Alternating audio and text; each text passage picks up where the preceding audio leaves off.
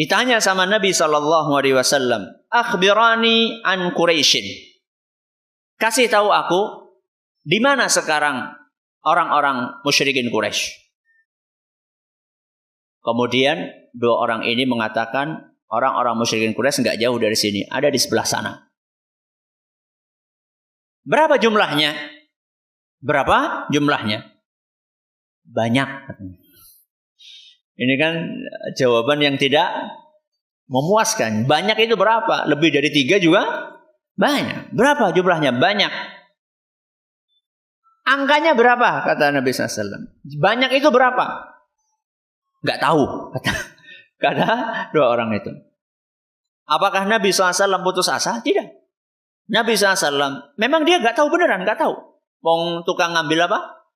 Air. Mungkin nggak lulus SD. SD belum ada ya saat itu. Ya. Akhirnya Nabi SAW melontarkan sebuah pertanyaan yang menunjukkan kecerdasan Nabi SAW. Kam yanharuna kulla yaumin. Pasukan musyrikin Quraisy ini setiap hari berapa onta yang mereka sembelih untuk makan? Mereka kan harus makan kan? Berapa onta yang mereka sembelih setiap hari? Maka karena dia tukang air, biasa ngasih air untuk pasukan dan ontanya, mereka tahu. Ya kira-kira 9 sampai 10 onta setiap hari. Berarti berapa gue kira-kira? 1 onta buat berapa orang? Berapa? 1 orang buat berapa? Buat 100. Ya. 1 orang buat 100. Maaf kok 1 orang. 1 onta. 1 onta buat 100 orang. Jadi kan kalau sapi 1 buat berapa? Ya sedesa Ustaz. Ya. Idealnya 1 onta, 1 ekor onta dimakan buat 100 orang. Berarti berapa kira-kira jumlah pasukannya? 900 sampai 1000 orang. Nabi SAW langsung mengatakan, al-qawmu fima baina tis'imi'ah wal alf. Jumlah pasukan musyrikin Quraisy 900 sampai 1000 orang. Padahal kaum muslimin jumlahnya berapa? 319 orang. Dan kaum muslimin berangkat untuk apa? Untuk apa? Menyergap kafilah. Berarti peralatan perangnya lengkap atau tidak? Lengkap atau tidak? Tidak lengkap. Sedangkan kaum musyrikin mereka berangkat siap untuk perang. Kafilah dagangnya sudah lewat. Maka mau tidak mau harus perang. Harus perang. Akan tetapi Nabi kita Muhammad sallallahu alaihi wasallam tidak mau untuk mengambil keputusan sendiri. Tidak mau untuk mengambil keputusan sendiri. Dan inilah etika seorang pemimpin. Nanti kita akan jelaskan dalam pelajaran-pelajaran yang bisa kita petik dari kisah Perang Badar ini. Nabi SAW tidak mengambil keputusan sendiri. Beliau ingin mendengarkan suara dari para sahabatnya. Karena para sahabat tahunya mereka keluar bukan untuk perang. Mereka keluar untuk menyergap kafilah dagang. Yang dijaga cuma sekian puluh orang. Sehingga nggak terlalu berat untuk menghadapi mereka. Akhirnya, karena sudah kepalang tanggung seperti itu, Nabi SAW pun mengumpulkan para sahabatnya untuk mendengar apa kira-kira yang akan mereka sampaikan. Apa kira-kira yang akan mereka sampaikan. Dan sebelum kita mendengar bagaimana dialog Nabi SAW dengan para sahabatnya, 1.000 pasukan musyrikin Quraisy itu dipimpin oleh Abu Jahal. Oleh siapa? Abu Jahal. Dan hampir seluruh pemuka Quraisy, hampir seluruhnya berangkat. Kecuali Abu Lahab. Siapa? Abu Lahab. Abu Lahab ngirim orang. Gonjuguli. Juguli itu apa? Untuk ganti ini dia. Ada juga yang hampir nggak berangkat, yaitu Umayyah. Sudah tua, badannya gemuk gitu ya. Dia hampir nggak berangkat. Akan tetapi karena dihina, wah cemen, kira-kira seperti itulah. Kamu itu banci kayak perempuan. Akhirnya dia terbakar juga berangkat. Dan ketika mereka berangkat lengkap dengan persenjataan plus khamr lengkap. Beserta dengan penari-penari dan penyanyi-penyanyi. Biduanita. Ya, betul? Untuk hiburan selama perjalanan. Ketika mereka sudah berangkat 1.000 ini, Abu Sufyan itu kan sudah berhasil itu menyelamatkan kafilah dagang. Dan kafilah dagang itu sudah tidak terkejar lagi oleh kaum muslimin. Maka Abu Sufyan ini kan cerdik dia. Dia ngasih kabar kepada musyrikin Quraisy, ini barang dagangan kita, ini kan sudah selamat. Kalian berangkat sebanyak ini kan tujuan awalnya untuk melindungi kafilah dagang. Kafilah dagangnya sudah selamat. Gimana kalau pulang saja? Bukankah target pertama kita dari awal adalah untuk melindungi kafilah dagang? Sekarang kafilah dagangnya sudah selamat, nggak bisa diambil oleh orang-orang muslimin. Kita pulang aja. Abu Sufyan ini, seperti yang saya katakan tadi, orang yang cerdas. Akan tetapi kecerdasan Abu Sufyan kalah dengan kejahilan Abu Jahal. Abu Jahal berkata, wallahi demi Tuhan kita tidak akan pernah pulang. Hatta narida badran. Hingga kita sampai ke tempat yang bernama Badar. Wa nuqimu alaihi salasan. Kita akan nginep di sana 3 hari 3 malam. Wa nanharul juzura wa nut'imu ta'am. Kita akan sembelih onta-onta. Kita akan makan besar di sana. Wa nasqil khamra. Kita akan mabuk-mabukan di sana. Wa ta'zifu alaina al-qiyan. Dan kita akan dihibur oleh biduanita.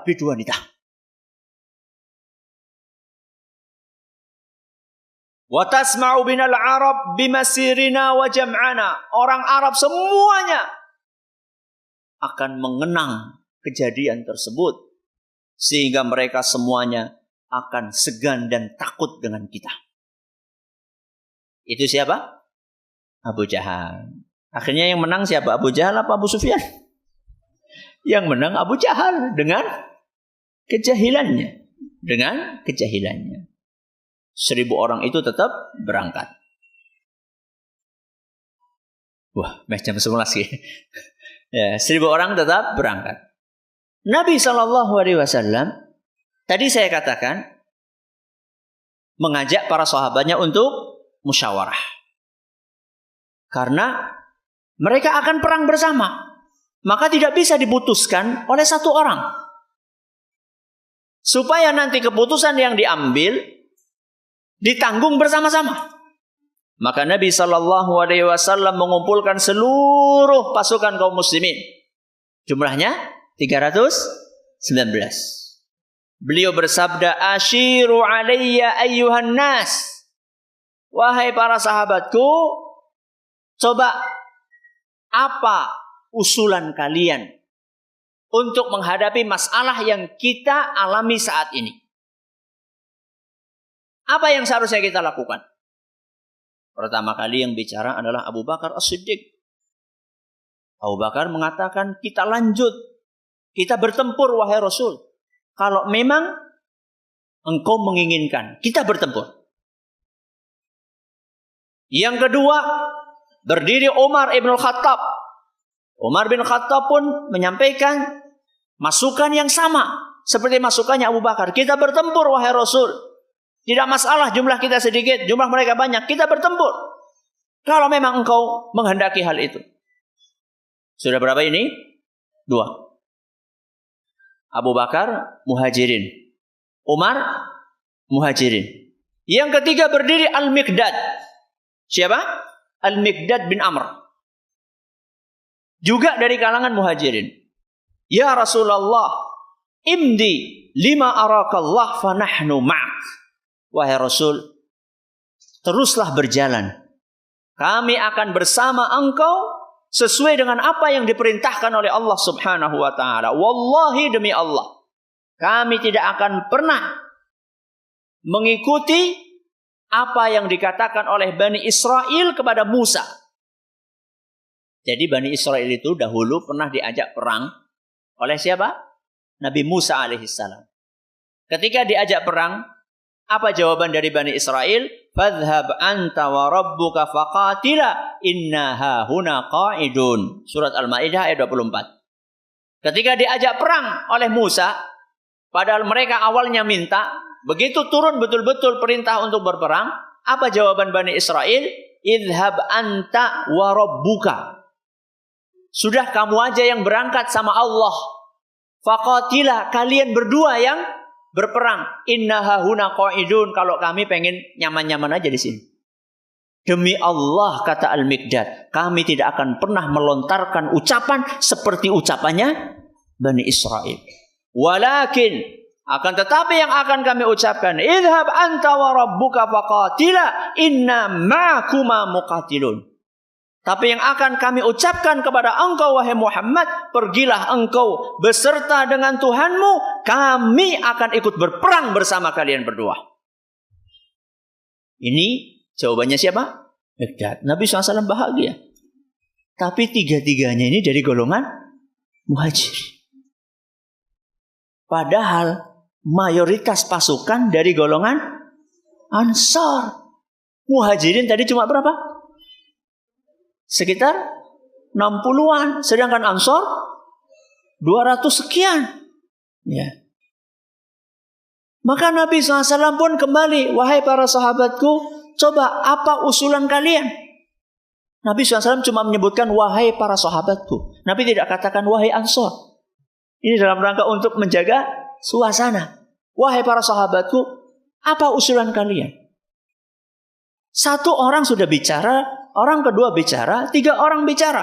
Masih Nabi SAW bertanya seperti itu. Berarti ada sesuatu. Dan ini difahami oleh golongan Ansar. Maka golongan Ansar pun yang diwakili oleh siapa tadi yang bawa bendera? Nembe sedela. Siapa? Sa'ad bin Mu'adz. Sa'ad bin Mu'adz. Sa'ad bin Mu'adz pun berkata, wallahi laka annaka turiduna ya Rasulullah. Wahai Rasul, apakah yang engkau maksud adalah kami? Yaitu golongan Ansar? Nabi SAW katakan, iya, kami tunggu. Aku tunggu jawaban dari kalian. Begitu Nabi SAW katakan seperti itu, maka Sa'ad pun menegaskan, qad amanna bika wa saddaqnaka wa syahidna annama ji'ta bihi huwal haqq. Wahai Rasul, kami ini sudah berikrar untuk beriman kepadamu. Kami juga sudah bersaksi bahwa agama yang engkau bawa itulah yang benar. Dan kami juga telah bersumpah untuk setia membantumu. Famdi ya Rasulullah lima aratta fanahnu ma'ak. Melangkahlah terus wahai Rasul sesuai dengan perintah Allah, kami akan bersamamu. Walladzi ba'atsaka bil haqq law ista'aradta bina hadzal bahra fakhuttahu lakhudnahu ma'. Demi Allah, seandainya engkau perintahkan kami untuk menyeberangi lautan ini, maka kami akan menyeberangi lautan tersebut. Begitu Nabi SAW mendengarkan apa yang disampaikan oleh Asa, Nabi SAW wajahnya cerah. Gitu. Berarti pasukan ini solid. Ya. Kita lanjutkan pada pertemuan yang akan datang. Ya, nggak cukup waktunya. Ya. Bagaimana malam itu dan bagaimana strategi Nabi SAW untuk memenangkan peperangan itu, insya Allah kita akan sampaikan pada pertemuan yang akan datang dengan izin Allah Azza wa Jalla. Apa pelajaran yang bisa kita ambil? Nggak banyak insya Allah, karena memang yang kita sampaikan tadi tidak sampai selesai. Bismillah. 4 pelajaran. Pelajaran yang pertama, membalas hukuman dengan yang serupa adalah sikap adil. Apa? Membalas hukuman dengan yang serupa adalah sikap adil. Membalas hukuman dengan yang serupa, berarti serupa dengan hukuman tersebut adalah sikap yang adil. Kenapa kita perlu angkat tema ini atau pelajaran ini? Karena tadi yang saya sampaikan di awal, sebagian orang menganggap kaum muslimin ini merampok. Ya, padahal sejatinya tidak. Kaum muslimin ini sedang membalas perbuatan kaum musyrikin dengan perbuatan yang serupa. Dan itu dilegalkan di dalam Al-Quran. Silakan buka surat Asy-Syura ayat 40. Surat apa? Asy-Syura ayat 40. Allah Subhanahu wa taala berfirman, "Wa jazaa'u sayyi'atin sayyi'atun mithluha." Balasan keburukan adalah keburukan yang sama. Balasan kejahatan adalah kejahatan yang sama. Balasan dari hukuman adalah hukuman yang sama. Contoh dalam Islam, ada namanya kisos. Orang melenyapkan nyawa, maka balasannya adalah juga melenyapkan nyawa. Kalau yang dilenyapkan satu, ya yang hukumannya adalah satu juga. Siapa yang membunuh? Itu adalah keadilan. Jadi kaum muslimin ditindas berapa tahun? 13 tahun. Bahkan 13,5 tahun oleh kaum musyrikin di Mekah. Harta mereka dirampas. Ketika mereka pergi ke Madinah, harta-harta yang mereka tinggal diambili oleh musyrikin Quraisy. Mereka juga ditindas, agamanya dipaksa untuk murtad oleh musyrikin Quraisy. Maka Nabi SAW perlu melakukan operasi untuk memberikan pelajaran kepada musyrikin Quraisy. Kalian jangan macam-macam. Kalian ini tergantung dengan dagang di Syam. Mekah Syam itu akan melewati Madinah. Jangan macam-macam kalian. Kalau kalian terus-terusan seperti ini, kalau kalian terus-terusan memprovokasi, dan memang betul mereka memprovokasi, walaupun sudah Nabi SAW pindah ke Madinah, mereka memprovokasi rekan-rekan musyrikin mereka dan kaum munafikin yang ada di Madinah untuk menyerang Nabi kita Muhammad SAW. Dan ini sebelum peperangan Badar. Mereka sudah nyurati Abdullah bin Ubay. Ya, Abdullah bin Ubay. Dedengkotnya kaum musyrikin dan kaum munafikin di Madinah untuk menyerang Nabi kita Muhammad SAW. Ya. Disurati, ya. Diprovokasi. Jadi pemicunya dari mereka. Dan jangan lupa 13,5 tahun Nabi kita Muhammad SAW dan para sahabatnya ditindas, dipaksa untuk murtad, hartanya dirampas. Maka apa salah ketika Nabi SAW menghadang kafilahnya? Menghadang kafilahnya untuk menyembelih para prajuritnya? Bukan. Ya, untuk mengambil hak mereka yang ada di situ. Maka ini adalah pelajaran yang pertama. Apa tadi? Membalas hukuman dengan yang serupa adalah sikap yang adil. Pelajaran yang kedua. Rencana Allah itulah yang terbaik. Rencana Allah itulah yang terbaik. Dari mana pelajaran ini kita ambil? Dari gagalnya dalam tanda kutip rencana Nabi SAW untuk menghadang keberangkatan kafilah dagang dari Mekah ke Syam. Gagal karena sudah terlanjur lewat.